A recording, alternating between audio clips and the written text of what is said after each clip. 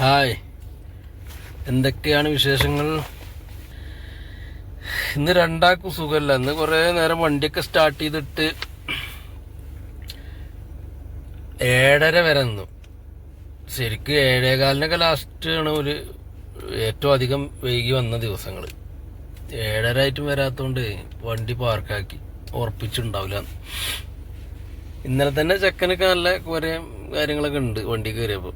രണ്ടാൾക്കും സുഖമല്ലെന്ന് തോന്നുന്നുണ്ട്. പെണ്ണിനായിട്ട് ഇപ്പോൾ ഹോസ്പിറ്റലിലേക്ക് വന്നതാണ് കിട്ടും, മൈ ക്ലിനിക്ക് അറിയും.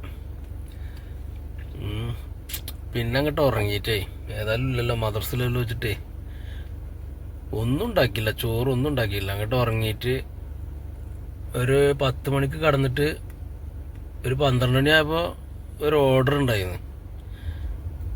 അപ്പോൾ അതിന് തള്ള വിളിച്ചപ്പോൾ നീച്ചെടുത്ത് ഉള്ളിലേക്ക് വെച്ചിട്ടേ ഒരു കൊറിയറെന്ന് തോന്നുന്നതാണ്. അപ്പോൾ പിന്നെ 12:30 കടന്നിട്ട് 4 മണിക്കാണ് നീച്ച്. രാവിലെ 2 സാൻഡ്വിച്ച് തിന്നതാണ്. പിന്നെ ഇപ്പോൾ നീച്ചപ്പോൾ ഒരു 2 പഴവും നൂഡിൽസ് അടുപ്പത്ത് ഇങ്ങനെ വെച്ച് തിളച്ചപ്പോഴാണ് തള്ള വിളിച്ചത് ഹോസ്പിറ്റലിൽ പോകേണ്ടത്. അപ്പോൾ ഇവിടെ വെയിറ്റിങ്ങിലാണ്. പൊടിക്കാറ്റടിച്ചിട്ടാണെങ്കിൽ ഇത് നല്ല പൊടിക്കാറ്റാ. ആകെയുള്ള കച്ചറക്ക മുറ്റത്ത് കൂടിയും വീടിൻ്റെ മുമ്പ് കൂടിയൊക്കെ ആകഞ്ഞതൊക്കെ അടിച്ചു വരാണ്ട്. ഇന്നലൊക്കെ കേകി വൃത്തിയാക്കിയതായിരുന്നു.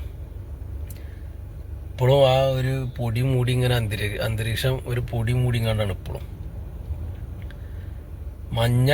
രാവിലെ മഞ്ഞുണ്ട്, ഈ പൊടിയും കൂടി ആകുമ്പോഴേ.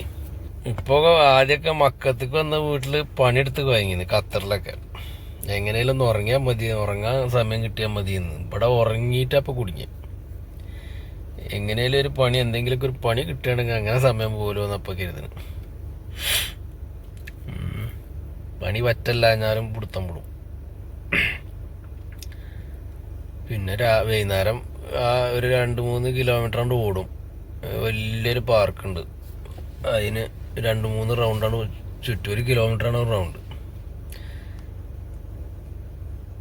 അപ്പോൾ ഒരു ചെറിയൊരു ആശ്വാസം ഉണ്ടാവും. ഭക്ഷണം കഴിച്ചാൽ ദഹിക്കാനൊക്കെ. മറ്റേത് ഇളകണില്ലല്ലോ ശരീരം. റൂമിൽ ഇങ്ങനെ ഇരിക്കന്നല്ലേ, പിന്നെ ഈ വണ്ടിയിലും ഇരിക്കുന്ന പരിപാടി, അല്ലെങ്കിൽ കിടക്കുക. അപ്പോൾ ആദ്യമൊക്കെ ഒരു ഭക്ഷണം കഴിച്ചാലും ദഹിച്ചിരുന്നില്ല. കാരണം നാട്ടിൽ നമ്മൾ കൂലിപ്പണി എടുത്തിട്ട് ശരീരം ഇളകിയുന്ന ആളല്ല. ഇങ്ങോട്ട് വന്നിട്ട് ഇങ്ങനെ ഇരിക്കണോണ്ടേ ശരീരം ഇളകാത്തതുകൊണ്ട് ഭക്ഷണം കഴിച്ചാൽ ദഹിക്കാത്ത പ്രശ്നം, കടന്നുറക്കം വരില്ല. പിന്നെ ഈ ഓട്ടോ എക്സസൈസൊക്കെ തുടങ്ങിയപ്പോൾ പിന്നെ ക്ലിയർ ആയത്. അങ്ങനെയൊക്കെയാണ് മക്കളെ ഹൗസ് ഡ്രൈവറുടെ ജീവിത രീതി. ചിലവർക്ക് നല്ല സുഖം, ചിലവർക്ക് ഭയങ്കര കഷ്ടം. രണ്ടും അനുഭവിച്ചിരിക്കണ് ഞാൻ. കഷ്ടപ്പാടിൻ്റെ അങ്ങേ അറ്റവും അനുഭവിച്ചിരിക്കണ്. സുഖം ഇപ്പോൾ പേരും സുഖം. ഹൗസ് ഡ്രൈവർമാരിൽ ഇപ്പോൾ കിട്ടിയ വീടിൻ്റെ മാതിരിയൊക്കെ വളരെ കുറച്ചുള്ളൂ ഇങ്ങനത്തെ വീട് ഉണ്ടാകുക. മറ്റേതൊക്കെ നല്ല പണി ഉണ്ടാവും. ഇതെങ്ങനെ എനിക്ക് കിട്ടിയതാവും. ഒരു സ്ഥലത്തും നമ്മൾ നിൽക്കലില്ല. 1 കൊല്ലം 2 കൊല്ലം 6 മാസം. ഇവിടെ പിന്നെ എത്ര നിൽക്കുക ഈ പോക്കാണെങ്കിൽ.